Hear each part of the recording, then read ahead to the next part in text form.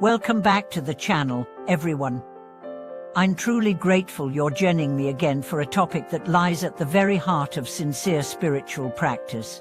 Whether you're new to meditation, committed to a traditional path, or just exploring the boundaries of consciousness, there's one concept that sparks deep curiosity and sometimes confusion. Why is it that when our spiritual practice veers off course, we sometimes feel as though we are being warned? Who are these so-called Dharma protectors, and how do they intervene when we are not practicing in alignment with deeper truths? Today's exploration will take us far beyond ritual and tradition. We are going to examine the nature of these invisible safeguards, not as mythical beings with magic powers, but as deeply symbolic representations of awakened awareness, conscience, karmic response, and inner guardianship. This discussion is not about superstition. It's about wisdom, and it's about listening to the signs, the nudges, the interruptions that show up when our practice loses its authenticity or strays into ego-driven territory. Let's start with a question. Have you ever noticed that when your heart isn't fully in your practice, things begin to feel off? Your body feels heavy. Your mind is scattered. Events around you seem chaotic.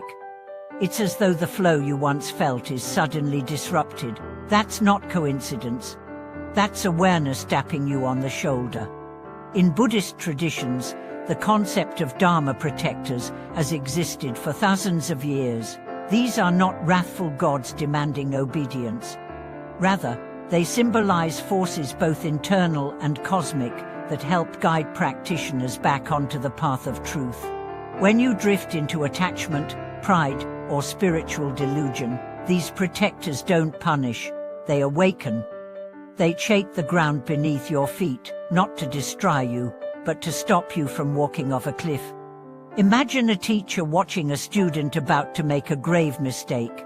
The teacher doesn't wait passively, they intervene, sometimes kindly, sometimes firmly, but always with the student's best interest in mind. Dharma protectors operate in a similar way. They rise in your life as a strange dream, an unexpected obstacle, a deep inner unease. These are not accidents, they are alarms. One of the most common ways we lose our path is through subtle ego. We begin with pure intention to grow, to understand, to serve. But slowly, almost imperceptibly, our practice becomes performance. We want recognition. We want validation. We want to be seen as spiritual, and the moment we shift from sincerity to self-image, the energy changes.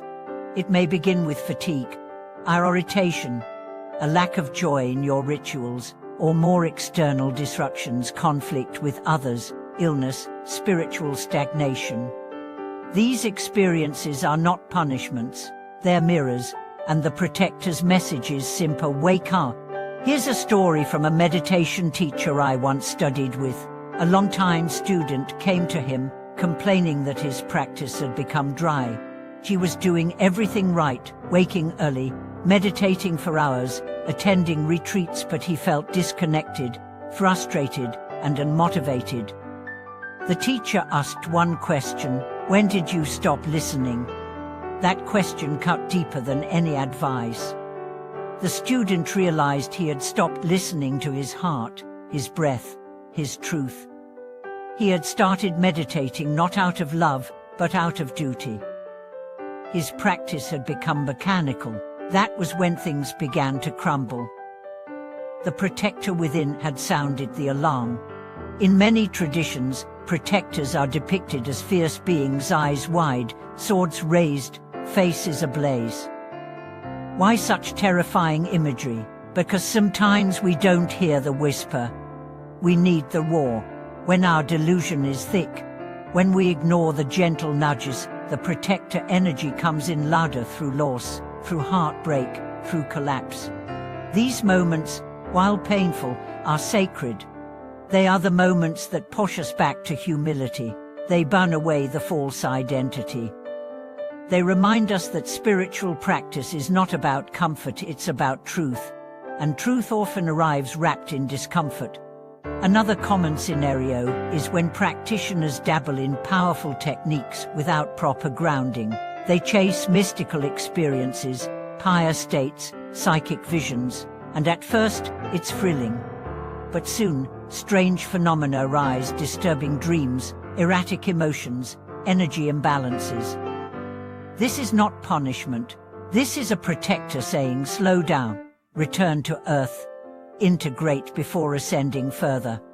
A young seeker once came to a Tibetan Lama, describing his visions during deep meditation: lights, symbols, voices. He expected praise, but the Lama smiled gently and said, "You're seeing your own mind. Don't confuse light shows for realization." He then gave the student a broom and instructed him to sweep the monastery floor for a month. "Let your practice touch the ground," he said. That's what protectors teach. True spiritual progress is not about what you see, it's about what you become, and you become aligned not through spectacle, but through sincerity. Protectors appear when that sincerity fades. Now, how do we recognize a protector's presence? Not through supernatural fireworks, but through subtle awareness. It might be that quiet discomfort during a mantra you once loved. It might be the tension in your chest as you repeat words you no longer believe. It might be a dream, a teacher's unexpected comment, or a random moment that jolts you into reflection. These are sacred. They are not coincidences. They are compassion in disguise. And how should we respond? With humility, with curiosity, with gratitude. Instead of resisting the discomfort, we lean in. We ask, what am I not seeing? Where have I strayed from truth? Where does ego hijack devotion? The answers come not as judgments, but as invitations. Return to breath, return to silence, return to beginner's mind. That's the path back. It's important to remember that protectors are not outside you. They are manifestations of your own awakened potential. Your conscience, your wisdom, your deeper knowing. They rise not to control, but to liberate. Not to scold, but to serve. Let me share one more story. A practitioner I knew was intensely disciplined. He fasted, meditated, renounced worldly pleasures, but he became increasingly rigid, judgmental of others, harsh on himself. His body broke down, his relationship suffered. One day, while meditating, she heard a voice in his heart. This is not the path. It wasn't external. It wasn't mystical. It was truth, rising from within. That voice was a protector. He wept. He softened. He began again, this time with gentleness. He still meditated, still served, but from love, not pride. And everything changed. So if you ever feel that your practice is no longer nourishing, you pause. If your rituals feel dry, if your mind feels heavy, if obstacles keep appearing, pause. Listen. The Dharma protector may be near. Not to frighten you, but to free you. You don't need to fear these warnings. You need to honor them. They are signs that you are being held to a higher standard, not by others, but by your own soul. And that's the greatest blessing. Thank you for watching this video. If you've ever experienced what felt like a spiritual warning or awakening call, I would love to hear your story in the comments. This community thrives on real conversations, and your voice matters.